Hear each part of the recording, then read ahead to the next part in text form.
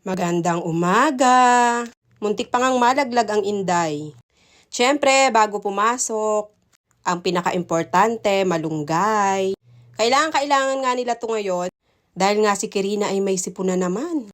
Hindi kasi talaga maiiwasang hindi sila magkasipon lalo na ngayon may smog na naman daw ang Taal. Kaya naman kahit ganyan ang itsura ni Sarah wala silang choice kundi uminom. Alam ko namang nahihirapan silang uminom nito kasi di talaga nila gusto ang lasa.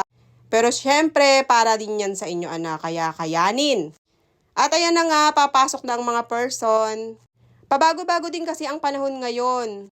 Ngayon ay makulimlim, tapos mamaya naman ay sobrang init. Kaya di talaga maiwasan na sila ay magkasakit. Ubot-sipon lang naman, kaya kahit papano ay hindi nakakapag-alala. Normal na lang kasi sa mga bata ang ubot-sipon.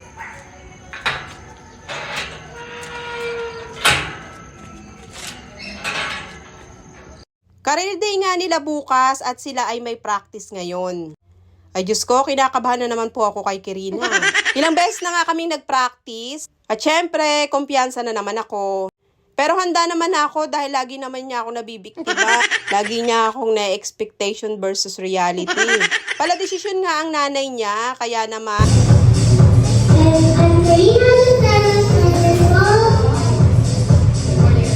Good morning everyone. I'm Karina Lutana for the song when I grow up, I want to be a doctor someday. In summer sixty, you always need to drink medicine all day. Thank you. Yan na nga po talaga ang sinasabi ko. Abay, napakahirap talaga pag pala desisyon ng ina. Eto po talaga siya bukas. At abangan na lang po natin kung anong mangyayari. Ay Diyos ko, baka bigla siyang magpakilala ng doktor. Ayun lang naman po for today's video. Maraming salamat sa laging panonood.